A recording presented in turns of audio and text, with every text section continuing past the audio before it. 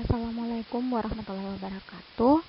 Eh, Baiklah adik-adik, untuk pembahasan materi kali ini di kuliah kimia analitik kita akan membahas tentang analisa kualitatif kation, dan nanti ada lagi satu materi tentang analisa kualitatif anion. Materi kali ini cukup sedikit atau tidak terlalu banyak, jadi ada 3 subpokok bahasan. Yang pertama adalah pendahuluan, kemudian saya akan sedikit menjelaskan tentang analisa kualitatif, dan selanjutnya kita masuk ke materi inti terkait analisa kation.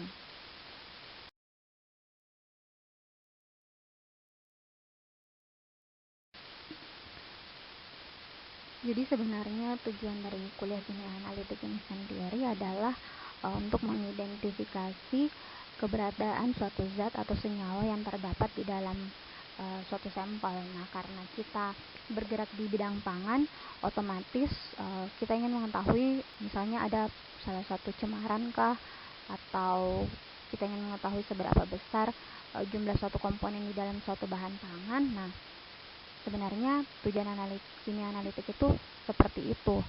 Hanya saja skop dari kimia analitik ini sendiri adalah untuk mengidentifikasi suatu senyawa atau suatu zat berdasarkan reaksi kimianya. Nah, kebanyakan proses identifikasi suatu senyawa ini merupakan suatu tahapan awal di dalam mengidentifikasi suatu komponen yang terdapat di dalam bahan pangan. Kimia analitik merupakan suatu disiplin ilmu kimia yang berfokus pada komposisi kimia dari suatu material ataupun suatu bahan pangan, karena kita bergerak di bidang pangan. Nah, di dalam kimia analitik itu sendiri kita kenal 2 kelompok metode. Yang pertama itu metode kualitatif dan metode kuantitatif. Nah, metode analisa kualitatif ini sendiri dia berfokus untuk mendeteksi keberadaan suatu komponen kimia yang terdapat di dalam suatu produk. Nah, di dalam analisa kualitatif kita juga mengenal yang namanya elemental kualitatif. Nah, elemental kualitatif ini tujuannya untuk memisahkan ataupun mendeteksi kation dan anion yang terdapat di dalam suatu sampel. Selanjutnya kita masuk ke analisa kation. Nah, apa sih yang dimaksud dengan kation? Nah, kation itu sendiri adalah suatu ion yang bermuatan positif. Nah, kation sendiri ada yang kita kenal dengan simple ion dan ada yang kita kenal juga dengan nama complex ion. Kalau yang simple ion ini seperti contoh ada K+, Na+, Mg2+, Ca2+, dan seterusnya. Sedangkan yang kompleks ion sendiri contohnya ada NH4+. Lantas, apa sih yang kita maksud dengan analisa kation? Nah, analisa kation sendiri itu adalah suatu prosedur untuk memisahkan dan mengidentifikasi kation dari suatu larutan melalui metode presipitasi. Analisa kation sendiri dibagi ke dalam 5 grup berdasarkan grup reaksinya. Yang pertama adalah base insoluble sulfide, kemudian insoluble chloride, kemudian ada acid insoluble sulfite, kemudian ada insoluble karbonat atau fosfat, dan yang terakhir ada alkali metal. Nah, berikut penjelasan sederhana terkait analisa kation. Seperti yang saya jelaskan sebelumnya, bahwasanya analisa kation itu dibagi ke dalam 5 grup. Nah, pada slide ini terlampir grup kation berdasarkan jenis-jenis kationnya. Jadi misalnya ketika kita menambahkan HCl di dalam suatu larutan, maka golongan kation yang mengendap adalah golongan kation yang insoluble chloride. Ketika kita menambahkan H2S, maka kation yang mengendap adalah golongan kation acid insoluble sulfite. Nah, kemudian ketika kita menambahkan NaOH ataupun NH3, maka golongan kation yang mengendap adalah golongan base insoluble sulfite ataupun dan hidroksid.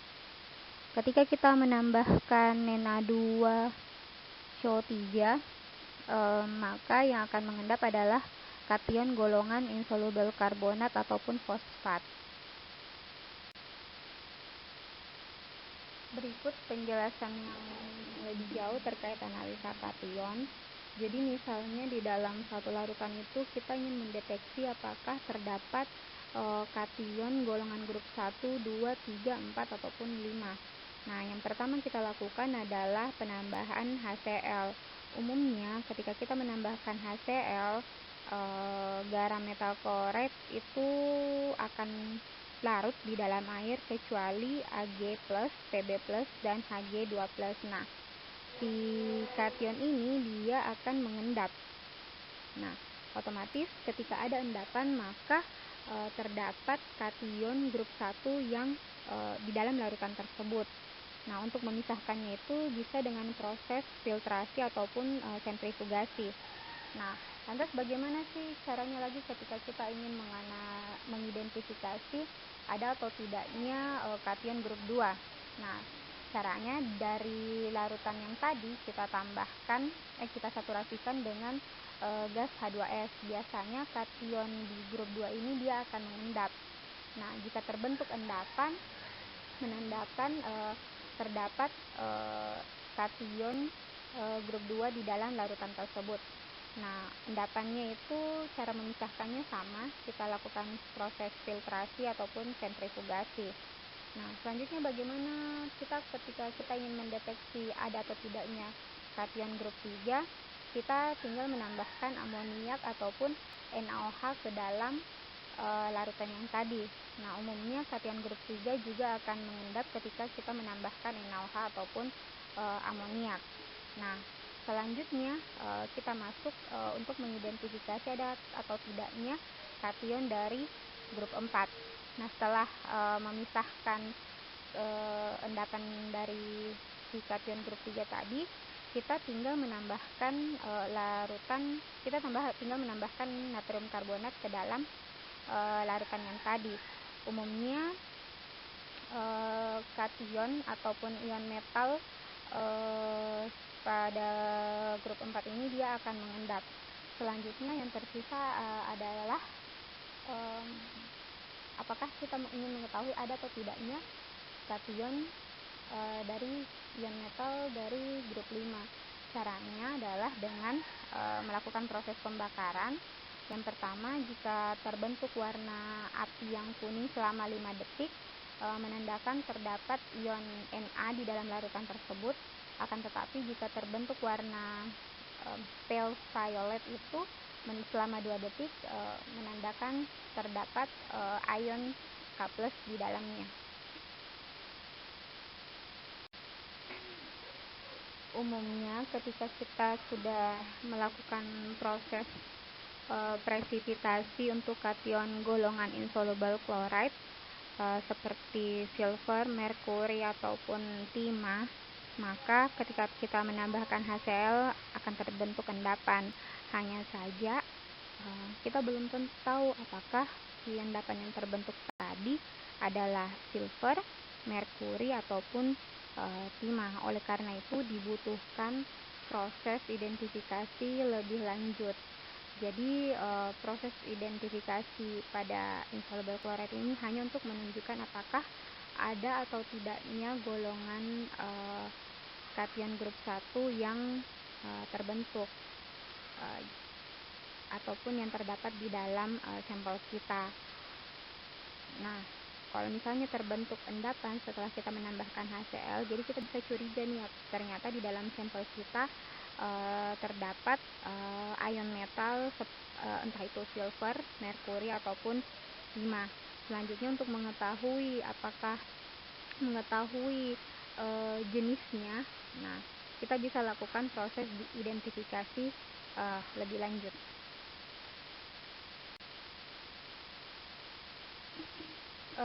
Slide ini juga berisi penjelasan sama seperti yang telah saya jelaskan sebelumnya, yaitu terkait acid insoluble sulfate, base insoluble sulfate, dan insoluble karbonat ataupun fosfat. Jadi acid insoluble sulfate ini, kation golongan ini dia akan mengendap ketika dia di dalam larutan tersebut disaturasikan dengan gas H2S.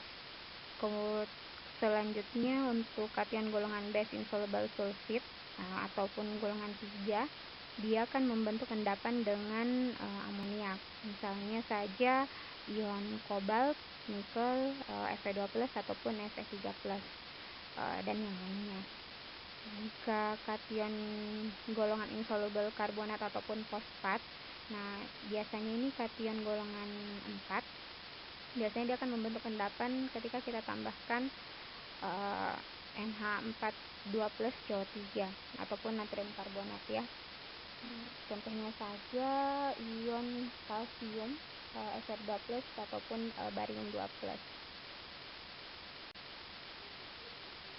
Nah, untuk kation golongan alkali metal, umumnya dia tidak bereaksi dengan reagen golongan sebelumnya seperti HCl, H2S, kemudian amoniak ataupun NaOH, ataupun natrium karbonat. Jadi ketika kita melakukan suatu analisa dan ternyata setelah kita identifikasi sampai dengan tes di deteksi grup 4 dan ternyata tidak terjadi apa-apa, nah perlu kita curigai nih, jangan sampai si sampel kita ini atau larutan tersebut dia mengandung senyawa, dia mengandung kation golongan alkali metal. Baiklah, demikian pemaparan saya terkait analisa kation ini. Jadi yang perlu saya tekankan lagi bahwa di sini adalah yang kita lakukan hanya analisa kualitatif, hanya untuk mendeteksi keberadaan ada atau tidaknya. Nah, keberadaan jenis kationnya itu sendiri kita bagi ke dalam 5 grup seperti yang saya jelaskan tadi.